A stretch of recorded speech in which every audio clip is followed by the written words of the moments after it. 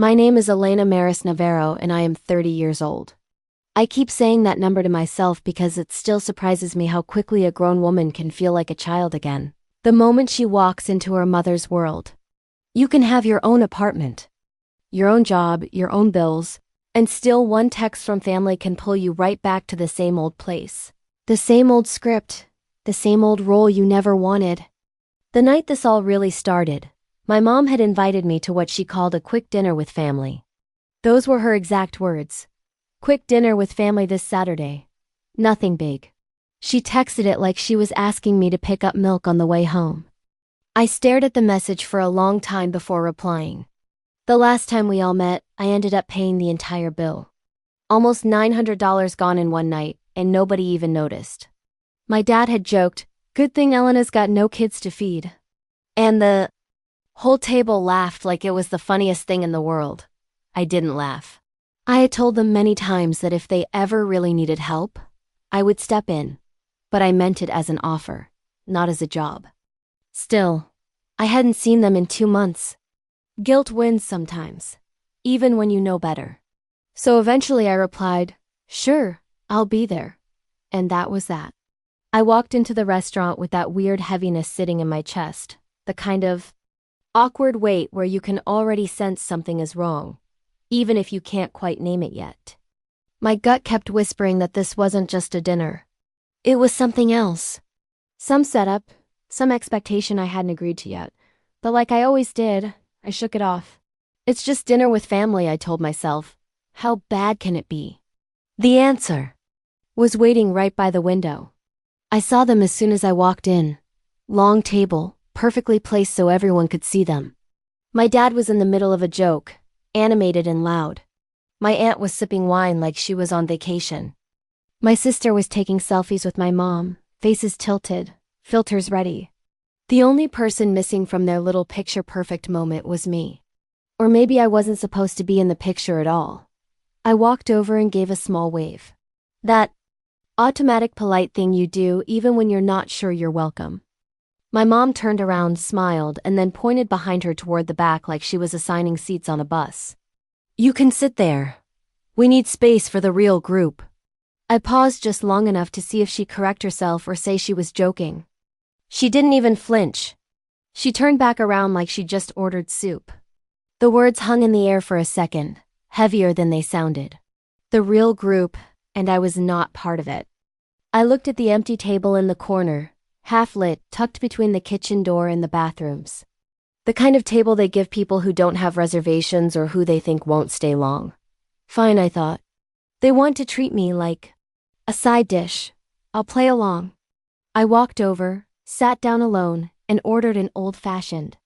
When the waiter came back, I gave him a small, easy smile that didn't match the way my stomach was tightening.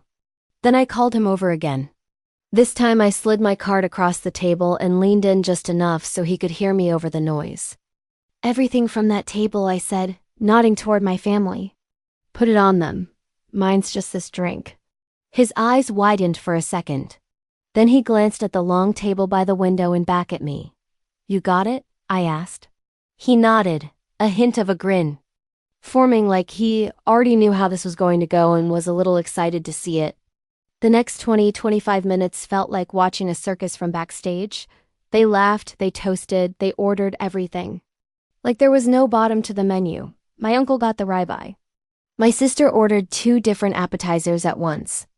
My dad ordered a $130 bottle of wine and poured it like it was soda.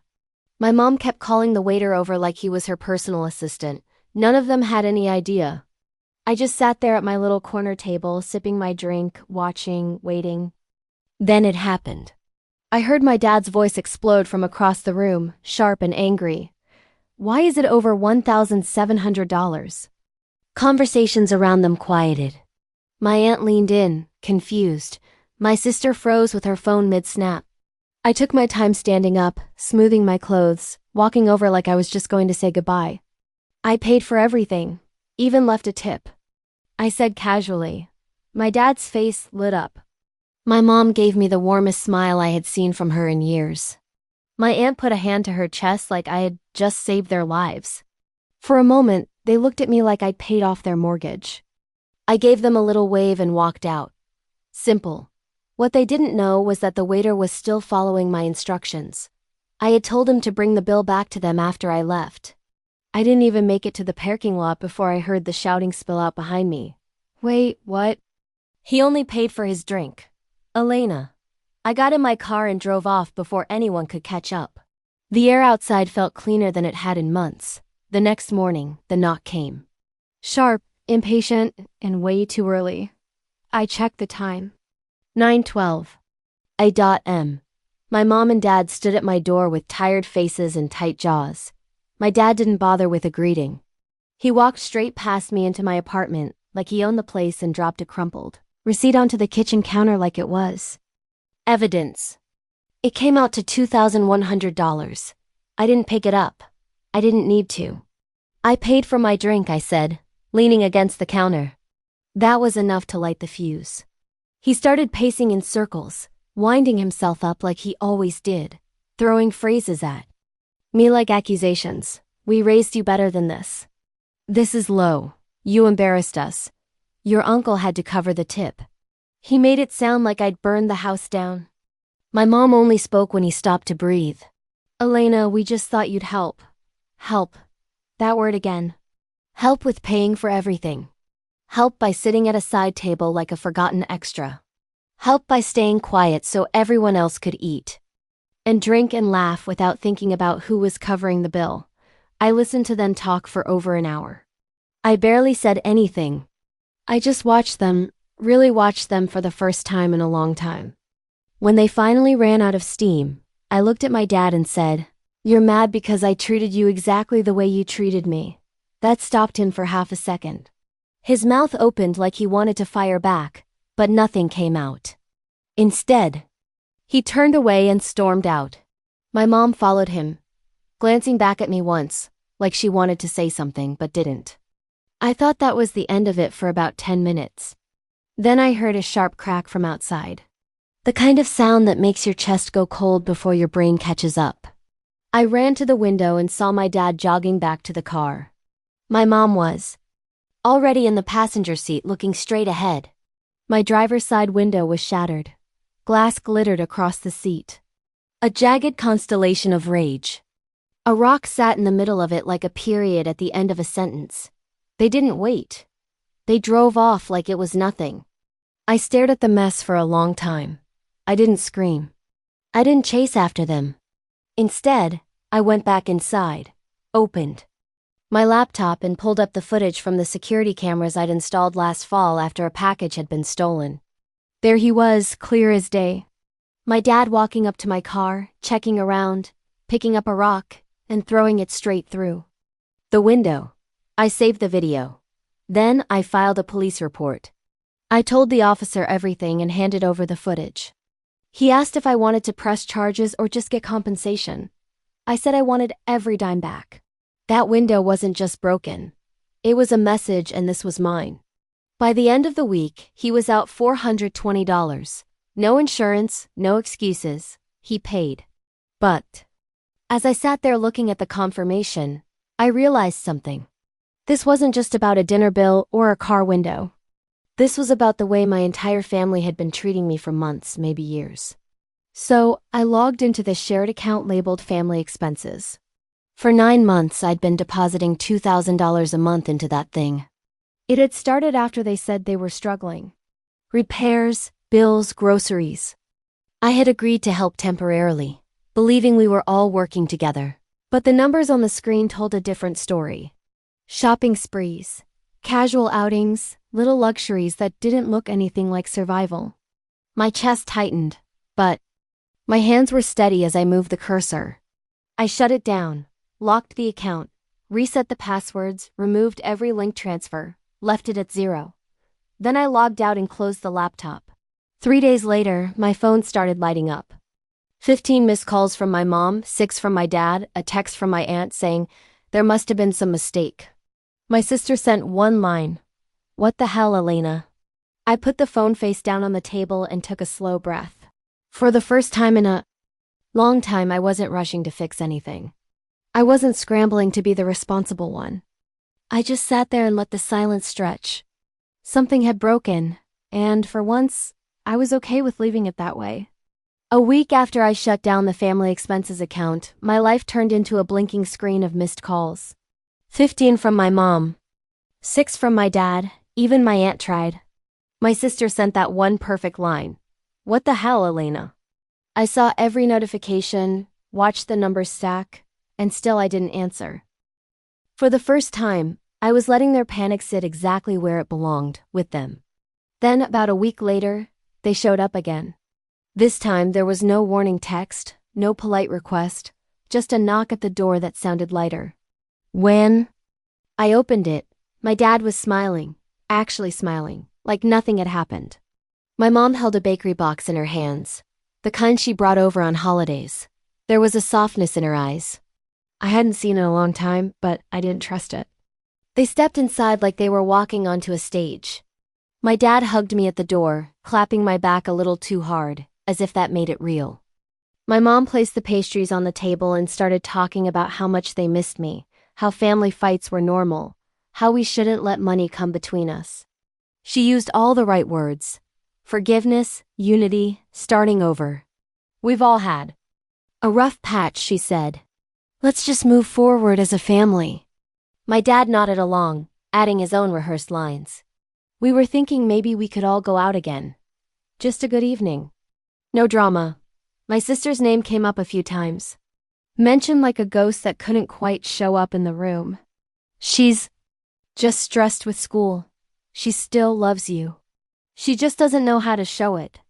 I watched them carefully. The way my dad's knee bounced when he thought I wasn't looking. The way my mom's hands gripped the edge of the pastry box a little too tightly. They were here to fix something. Yes, but it wasn't our relationship. It was their cash flow. Still, I smiled, nodded, played along. That sounds great, I said. I watched the relief wash over them. My mom relaxed. My dad's shoulders dropped. They left my apartment that day, convinced they'd won. In their heads, it was simple. A hug, some pastries, a few words about family, and suddenly everything was back to normal. That's all they ever wanted anyway. A reset button, no accountability. So, when they suggested dinner that Saturday, I agreed immediately. I even picked the place myself. Somewhere expensive, somewhere with chandeliers hanging so low they seemed to whisper in your ear. A place that looked like forgiveness from the outside. I called ahead, made sure we'd get a nice table, private enough to feel important. It had to look real. Saturday night arrived and I got there 10 minutes early. I dressed the way they like. To see me polished, calm, successful. White blouse, clean watch, hair done. A smile that didn't belong to any real emotion. When they walked in, they all paused to take in the restaurant. My dad even let out a low whistle. My mom's eyes were shining. Pleased. Let's not do that like last time, huh? My dad said, nudging me with his elbow, turning the memory of their meltdown into a joke. I smiled. No way, I answered. We sat. We ordered wine. The first few minutes felt almost normal. My mom said she felt like this was a turning point. My aunt, who had joined us this time, kept nodding along to everything, like she'd just come from a therapy session and wanted extra credit for agreeing with all the right things. My sister barely looked up from her phone except to roll her eyes at the waiter or take a picture of her plate. They didn't hold back. Appetizers for the table, steaks, seafood, 2 bottles of wine. My dad made 2 toasts, both vague and self-congratulatory, about families sticking together and overcoming hard times. My mom kept throwing me looks across the table, that almost proud, almost guilty expression that never quite turned into real words. I sat through the whole thing like a professional actor, hitting every mark, nodding, smiling, laughing where I was supposed to. Inside, I was counting drinks, plates, bottles, desserts. I knew what that bill would look like before the waiter even printed it. Toward the end of the meal, I checked my phone and stood up calmly. My boyfriend's calling, I said. I'll be right back. Nobody questioned it. My dad just waved his fork like a blessing. My mom reminded me not to be too long. My sister barely glanced up. I walked past the restrooms, through the hallway, and nodded at the waiter, who already had the check in his hand. We exchanged a look, the kind that said he remembered our last performance and was ready for the sequel. Then I slipped out the side door, walked to my car, and drove away. I didn't need to see their faces to know how the next 10 minutes would play out. The waiter would bring the check to the table. There would be a joke at first, then the joke would crack. My dad's smile would collapse into that familiar scowl. My mom would ask if there had been a mistake. My sister would accuse someone of playing a prank. The numbers on the page wouldn't care about any of it. By the time I got home, my phone was already vibrating itself toward the edge of the counter. 40 missed calls, 4 voicemails. The first voicemail was calm. Elena, call. US back. There's been some misunderstanding. The second was louder, angrier. The last 2 weren't even full sentences, just shouting in the background and harsh breathing near the mic. My sister sent a wall of texts, jumping between threats, guilt, begging, and insults like she was spinning a wheel and reading whatever. It landed on. I let it all sit there. Then, about an hour later, came the knock on my door. This time, there were no smiles, no pastries, no careful lines about unity. My dad's face was red when I opened the door. My mom's eyes were sharp. My sister pushed her way in like she was the one who lived there. You humiliated us, my dad said again. You've crossed the line, my mom added, her voice shaking with anger and something that sounded almost like fear. My sister started talking, and didn't stop. She called me petty, pathetic, childish, accused me of holding a grudge, of tearing the family apart, of not understanding what family meant. Every sentence was another attempt to pull me back into my old role, the guilty one, the responsible one, the fixer. I sat quietly at first, letting them talk, letting their words fill the room and bounce off the walls. Then I picked a moment. When my sister finally paused for breath and looked straight at her. Who do you think has been paying for your tuition? I asked. The entire room froze. My sister blinked. My dad's jaw worked, but no sound came out. My mom stared at me like she just heard a language she didn't recognize. $30,000 a year, I said slowly. 4 semesters covered quietly. You're welcome. The silence that followed was almost physical. My sister's face went pale, then flushed, then twisted as if she was trying to pick the right emotion and failing. My dad tried to jump in to take back control. Elena, that's not the point. No, I cut him off. That is the point. You want to talk about crossing lines? That ends today. I leaned back in my chair, feeling something settle inside me. The accounts are shut, I told them. The tuition, the shared expenses, the silent support, all of it. You want her to finish school, you figure it out. My sister looked like she wanted to scream, but she couldn't seem to find a direction to aim it. At me for stopping. At our parents. For not telling her, at herself. For never once wondering where all that money came from. My mom just kept staring. Her lips parted, her posture suddenly older, smaller. You manipulated us, my mom finally said barely above a whisper. I almost laughed. No, I replied. I just learned from the best. They stayed another 20 minutes trying to twist the story. To bargain. To cast me as the villain in a story they'd written themselves. At one point, my aunt called, probably to try and calm everyone down, but I let the phone ring. I wasn't interested in being the family project anymore. Before they left, my dad pointed a finger at me like he was laying down a curse. This isn't over, I nodded once. I know. When the door closed behind them, the apartment felt different. Not quieter exactly, but clearer, like a fog had lifted and all the sharp edges of reality were finally visible. I didn't feel triumphant, I didn't even feel angry. I felt done. After that last dinner, the calls didn't stop. If anything, they got worse. 40 missed calls in one night became 70 over a weekend. When calling didn't work, they tried texting. My mom messaged me Monday morning. Let's move on from all this. We love you. My dad followed with his own version. We're still a family. We need to act like it. Need to. It didn't take long for the tone to shift when I didn't respond. By Tuesday, the messages hardened. You're hurting everyone. You're being selfish. Another one from my aunt. Elena, don't let money define you. As if they hadn't already done exactly that. Then my sister called. No apology, no small talk, no asking how I was. She went straight to the point. Did you fix the tuition thing yet? No, I said. She hung up. An hour later, I got a long email from my mom. It was supposed to be heartfelt. She wrote about sleepless nights, parental sacrifices, how much they'd done for me. For a moment, I almost believed it. Then halfway through, she wrote a sentence that made my jaw tighten. We've sacrificed so much for you. You owe it to us not to walk away now. Oh, that word sat in my chest like a stone. I thought about the months I'd been paying into that shared account. $2,000 a month, no questions asked. Groceries, repairs, bills, that's what they'd said. But I'd seen the records, quietly. I'd kept screenshots of the outgoing transactions. There were salon visits, spa days, car detailing. My sister had taken 401-week labeled campus emergency that turned out to be a concert. They called it sacrifice. I called it entitlement. So I waited. I didn't respond to the email. I let the week play out. Then on Friday night, I sent a group message. Mom, Dad, my aunt, my uncle, my sister.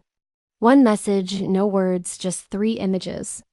The first was a screenshot of the shared account history. Every outgoing transaction laid bare. The second was a screenshot of my bank's total contributions to that account. Months of deposits stacked on top of each other. The third was a picture of a handwritten note my dad had left me last year. We're proud of you. You take care of us better than we deserve.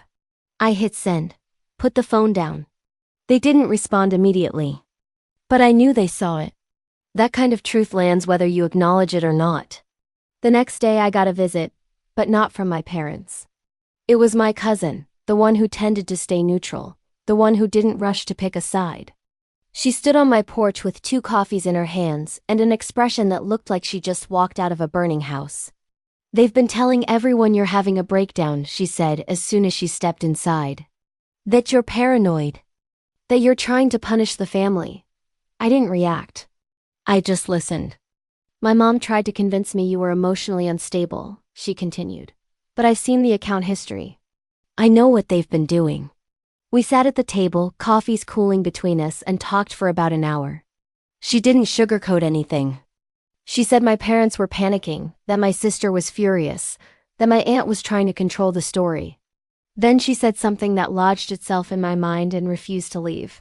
They don't see you as a person anymore, Elena, just a function. You were the one keeping everything afloat. You stopped and now they don't know how to act. That was the surprise I hadn't prepared for. Not just that they used me, but that they never even thought it was wrong. In their world, I wasn't a daughter. I was a system, a provider, a solution. That night, I lay in bed staring at the ceiling, thinking about every dinner, every transfer, every quiet moment where I'd told myself this was just what family did. I thought about the rock through my window. The way my mom had called the waiter like he was hers to command. The way my dad had said, "Good thing Elena's got no kids to feed." Like my life was an endless obligation-free resource. So I made a decision. Not in a dramatic movie moment kind of way. Quietly, methodically, the same way I'd once decided to help them. I decided to leave. I didn't announce it. I didn't make some grand speech or write a dramatic farewell message. I simply began packing quietly, deliberately, like someone collecting pieces of herself that she had forgotten she was allowed to keep. Clothes, documents, a few books I still cared about, small pieces of my life that weren't tangled up in obligation. My apartment wasn't large, but somehow it held years of emotional residue. Gifts I never wanted. Reminders of dinners that drained me. Holiday trinkets that masked resentment. I touched each thing only long enough to decide whether it came with me or stayed behind. Most stayed behind. I didn't owe anyone a goodbye. They hadn't earned it. The night after my cousin visited, my mom sent me another message. One dinner. No drama. Your father says he's willing to let everything go if you just come. I read it twice. Let everything go. The way someone might talk about forgiving a neighbor who forgot to bring back a ladder. as if he was the one offering mercy. As if shattering my car window and manipulating me for months were things I should be grateful he was now willing to overlook. That sentence played in my mind while I filled cardboard boxes with my life. It didn't make me angry anymore. It made things clear. 3 days later, I signed a lease on a new place hundreds of miles away in a different state, a smaller city where nobody knew my name and nobody held expectations over my head. The apartment was clean, quiet, sunlit in a way that felt like possibility. I stood in the empty space, listening to the quiet hum of the air conditioning, and felt something loosen inside me. Before I left, I made one final move. I logged into the university portal where I had been paying my sister's tuition. Not with pride, not with bitterness, just with finality. I canceled every pending contribution and removed myself from all future obligations. I clicked withdraw support, then confirmed it. Next, I logged into the emergency fund account, the one I'd filled quietly when my dad said he needed help last year. $12,000 I had set aside for them for repairs, emergencies, unexpected hardships. It wasn't an emergency fund. It was a pressure valve for their irresponsible spending. I moved the entire balance into my private savings. It wasn't vindictive. It was mine. The morning after I arrived in my new city, I woke up without an alarm. For the first time in months. No guilt, no buzzing phone, no dread waiting behind a notification. I sat on the floor with a cup of coffee, watching sunlight spill across new walls, and felt a strange calm. Later that afternoon, my phone buzzed. Not my new number, but the old one I kept active only because part of me wanted to watch what happened. Next, a screenshot from my cousin appeared. It was a message from my sister in the family group chat. Why is my tuition unpaid? I just got a warning from admin. They're saying I'll be dropped next semester if it's not fixed this week. Another screenshot followed, my mom's response. Elena must have done something. Then my dad's.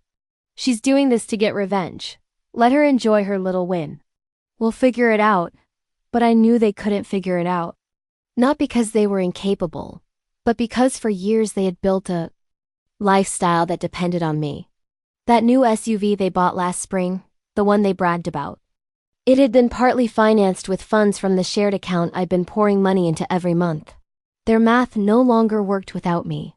Tuition, $30,000 a year. SUV insurance and gas, $900 a month. Repairs, shopping, dining, convenience. Image. It had all balanced because I balanced it. Now it crashed because I stopped. In the weeks that followed, their messages took on new shapes. At first, they tried guilt. Messages about family, about responsibility, about sacrifice. When that didn't work, they turned to anger, threats, accusations, dramatic declarations about how selfish I was. Then came silence, and silence was louder than anything. In my new city, I built a routine, a job arrangement that transferred smoothly. A coffee shop 2 blocks away that learned my order by the 3rd visit. Long walks at dusk through streets where no one knew what I had walked away from. I felt myself returning to myself. I even started dating someone new, a man who was gentle, grounded, honest. I told him about my past, expecting disbelief or judgment. But he just listened and nodded like it made perfect sense that someone could love their family and still need distance. For the first time, I didn't feel embarrassed saying it out loud. I wasn't hiding anymore. Not from my family, not from my own story, not from myself. I thought cutting ties would feel heavy, like dragging chains behind me. Instead, it felt like pulling out a splinter I hadn't realized was poisoning me for years. The last message I received from my family came 2 weeks after I moved. It was from my sister. You've ruined everything. Hope it was worth it. I didn't respond. The next message came from my mom. A picture of the family house with the caption, "Still your home if you want it." It wasn't. It never had been. Word began spreading through the extended family. Some relatives scolded me. Others surprised me. My uncle, one of the only sane voices, sent a private message. You did what I never had the guts to do. I hadn't expected validation. And when it arrived, it sat heavily but honestly in my chest. This wasn't just about my parents. It was about a pattern, about a system where taking from the most responsible child was tradition, not exploitation. As for my parents, they went quiet again. I wasn't fooled. Silence wasn't peace. It was planning, waiting, hoping I'd eventually forget, hoping nostalgia would soften me, hoping I'd come back ready to resume the role they had written for me. But that role didn't fit me anymore. I kept my old phone active with one purpose: to see what happened when they realized they could no longer reach me, no longer control me, no longer guilt me into stepping back into the fire. Then one Friday afternoon, 2 months after I left, my phone rang, a number I recognized but didn't expect. My uncle, the neutral one, the observer, the one who never took sides unless truth demanded it. When I answered, his voice was soft, hesitant, but firm beneath it. "Elena, I think you should know what's been happening back home." I didn't speak. I just listened. And for the first time in a long time, what I heard didn't make me angry. It made me still. My uncle didn't rush. He spoke the way people do when they know the truth will hit harder if it's given space to breathe. He told me that after I cut the financial cord, the consequences landed fast and without mercy. Not because I wished hardship on them, but because, for the first time in years, they were standing on their own feet. Feet they hadn't used in far too long. "Your dad, he's been working weekends at an auto repair shop," my uncle said. "Full shifts, no shortcuts, no bragging to anyone about it. He just works." I leaned back against the couch, letting the words settle. The same man who once mocked anyone. With a blue-collar job, now picking up wrenches and scrubbing grease from under his nails. For years he'd told me manual labor was for people who didn't try hard enough. Now he was discovering what trying actually felt like. My uncle continued, "Your mom canceled her salon appointments, stopped her weekly brunches. She's clipping coupons again, cooking, paying bills herself. She even sold the SUV you helped them finance." I closed my eyes. That SUV had been her pride, her symbol of success. Now it was gone, not out of choice, but necessity. But it was what he said next that struck a deeper chord than anything else. "Your sisters, they've been working night shifts at the McDonald's near campus. They share rent with roommates now. Pack their lunches. They haven't asked your parents for $1 in weeks." My breath caught. My sisters, who had always spent money like it grew from the carpet, were working, hustling, carrying their own weight, and they're guilty, he added quietly. "They know they took advantage. They're humbled now." That word humbled felt unreal in the context of my family. But he wasn't finished. "Your parents told me something too. They didn't say it to the whole family, just to me. And they were serious." He paused like he was choosing each word with tweezers. "They said, 'We know we ruined something with Elena. We know it's not fixable right away. But if she ever decides to come home, we're not going to pretend anymore. We'll ask for her forgiveness, and this time we'll mean it.'" A silence opened between us. Not the heavy kind, the thoughtful kind. I didn't respond immediately because I didn't know what to feel. It wasn't vindication, wasn't triumph. It wasn't even relief. It was something quieter, something like recognition. Not of them, of myself, of the version of me who had stayed, who had paid, who had believed that love meant endurance. I thanked my uncle. He told me I didn't have to decide anything now, that he just thought I deserved to know. And then he let me go. That evening I walked by the waterfront in my new city, hands tucked in my jacket, the air cool and clean. I watched the sunlight ripple across the water, gold stretching into distance. And I replayed everything, not out of anger or nostalgia, but to understand the full shape of what had happened. The restaurant, the rock through my window, the shared account, the tuition, the endless messages, the move, the silence, the unexpected. Growth on their side. I realized something important. I didn't trust words anymore. I trusted patterns. And for the first time, the patterns seemed different. Not perfect, not repaired, but shifted. I wasn't planning on rushing back to holiday dinners or letting myself be swallowed by old obligations. I wasn't ready to say yes to forgiveness or no to it. I wasn't ready to open the gates or close them forever. But I was ready to look to see who they were becoming without me as their foundation. to decide with my own eyes whether their change was real or just another strategy to pull me back in. I decided I would visit, not to return, not to resume my old place, and not to give them comfort, but to observe, to measure their sincerity, not through speeches, but through behavior. If they really meant to ask for forgiveness, I would listen. If they hadn't changed at all, I would leave again, this time without looking back. I spent that night in quiet thought, realizing that sometimes distance isn't abandonment. Sometimes it's medicine for them, for me, for all the broken places where resentment had grown like vines. I didn't hate my family. I just didn't trust them. And between those two truths, I found a strange grounded peace. So, I packed a small overnight bag, not as a daughter returning home, as a woman choosing her own terms. I don't know how the visit will go. I don't know if this is a new beginning or the confirmation of an ending. But I will write again because if this entire journey has taught me anything, it's that endings aren't fixed. They can change. They can grow. They can begin again in unexpected ways. And sometimes the real story doesn't start when you walk away. It starts when you choose who you'll be if you ever walk back.